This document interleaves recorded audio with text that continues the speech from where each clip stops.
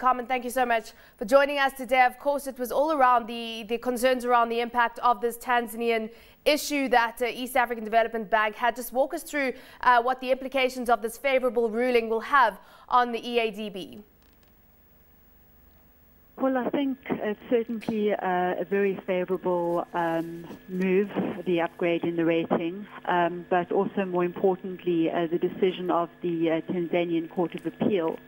Now, the amount under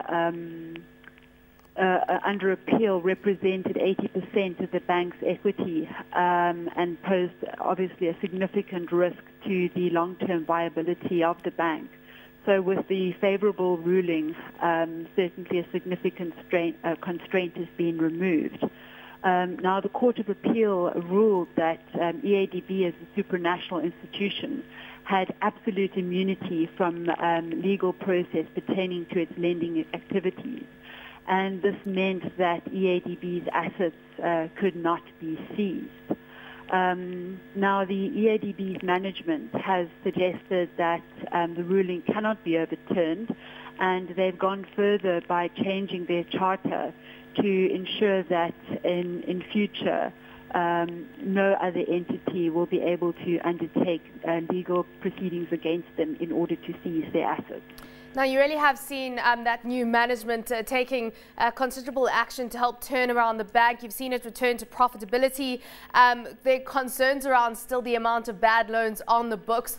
Just walk us through the asset quality of the bank's assets right now.